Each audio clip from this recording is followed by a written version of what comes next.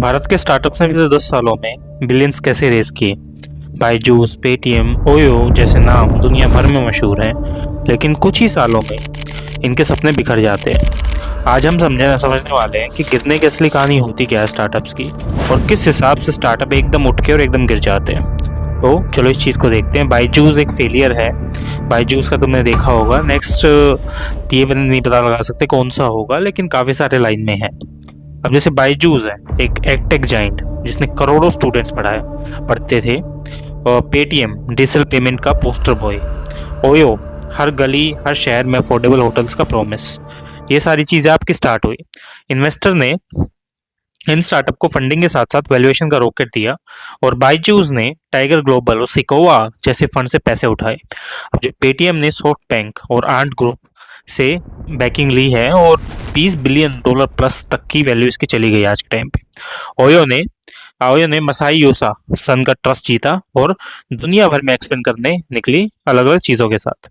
अब जो बायजूस का मॉडल है वो फ्लॉड था। मार्केटिंग पूरा डिपेंड था, और मार्केटिंग और एक्विजिशंस के भरोसे करोड़ों रुपए उन लोगों ने खर्च किए, जिस चीज़ को हम कैश बर्न बोलते हैं। पर जो प्रॉफिट है वो कहीं नहीं दिखा, और यही एक रीज़न था कि बायजूस फेल हुआ, क्योंकि जो पुश मार्केटिंग है उसके बेसिस पे बायजूस पूरा काम करता था, और वहीं से बायजूस का सारा खेल शुरू हुआ था, क्योंकि वो पैसा डाल रहे थे पुश मार्केटिंग में, और वहीं से आपकी जो चीज़ें हैं बायजूस की खराब होनी शुरू हुई, क्योंकि तुम लोगों को फोर्स करके अपने प्रोडक्ट्स बेच रहे हो, और वो जब नहीं बिक पा रहे तो तुम लोगों को फोर्सफुली बोल रहे हो कि बॉस तुम्हें खरीदना खरीदो नहीं तो मरो। तो वो चीज़ बायजूस की फिलोसफी में आ चुकी थी, और यही एक रीज़न था कि बायजूस फेल हुआ, और बाकी सारे लीगल कॉम्प्लिकेशन से बायजूस के ऊपर बने, जिसके हिसाब से ये चीज़ें देखी गई कि बायजूस ने टाइम के साथ चीज़ें ख़त्म कर ली।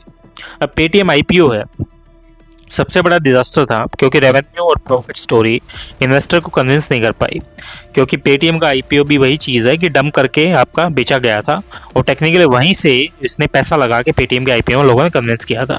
ओयो की रैपिड एक्सपेंशन से क्वालिटी गिर गई, और जो होटल्स हैं या कस्टमर्स हैं दोनों नाराज हो गए। ओयो ने क्या है, रैपिड एक्सपेंशन करने में अपना ध्यान दिया, चीज़ें वो नहीं देखी गई कि बॉस किस हिसाब से लोगों को क्वालिटी दी जाए।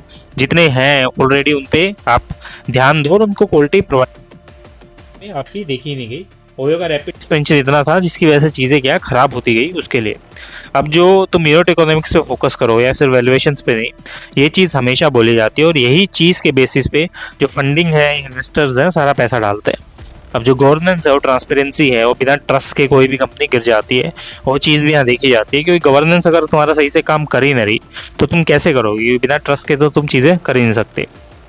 सस्टेनेबल ग्रोथ है ऐसे ही हमेशा होती है, बिट स्केलिंग से बेटर होती है आपकी सस्टेनेबल ग्रोथ, और यही चीज़ देखी जाती है कि किस हिसाब से तुम्हारी जो ग्रोथ है सस्टेनेबल है या नहीं, और तुम कैसे देख रहे हो।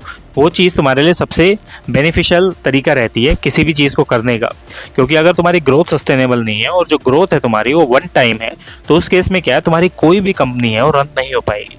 यही सारे रीजंस होते हैं स्टार्टअप्स के साथ। वो टेक्निकली क्या करते हैं, अगर तुमने 100 रुपये की सेल की तो उस पर क्या है 200 रुपये की मार्केटिंग करते हैं, कई बार वो 500 रुपये की मार्केटिंग होती है उस पर। तो टेक्निकली क्या है, तुम्हारा कुछ बचा तो नहीं है, तुम्हारे पास सस्टेनेबल सेल तो है ही नहीं। तुम क्या कर रहे हो, मार्केटिंग से सारा पैसा यहाँ पे लेके आ रहे हो, और अपने प्रोडक्ट क्या है लोगों को डंप कर रहे हो, टेक्निकली थोप रहे हो। तो वो चीज़ क्या है तुम्हारे लिए आगे जाके एक दुखी देती है, तुम्हें सुख तो देगी ही नहीं वो। जैसे तुम बेसिकली आपके हिसाब से सबसे बड़ी गलती क्या हो सकती है बायजूस, पेटीएम, ओयो वगैरह में, वो कमेंट सेक्शन में तो लिख सकते हो। और यही रीज़न है कि बेसिकली किस हिसाब से लोग ख़राब होते हैं। और बाकी अगर तुम कोई स्टार्टअप कर रहे हो और अपनी फंड रेज करना चाहते हो, तो हमारा जो कंपनी है तुम्हें हेल्प कर सकती है फंड रेज करने में किसी भी इन्वेस्टर से। तो कनेक्ट करो ceo@ibankers.com। और अगर तुम बेसिकली कोई एआई का प्रोडक्ट भी बनाना चाहते हो तो उसके रिगार्डिंग हम हेल्प कर सकते हैं। हम एआई डेवलपमेंट में काम करते हैं, जिसके हिसाब से हम तुम्हें सारे प्रोडक्ट बना के दे सकते हैं। तो यही बेसिकली हमारा रीज़न है।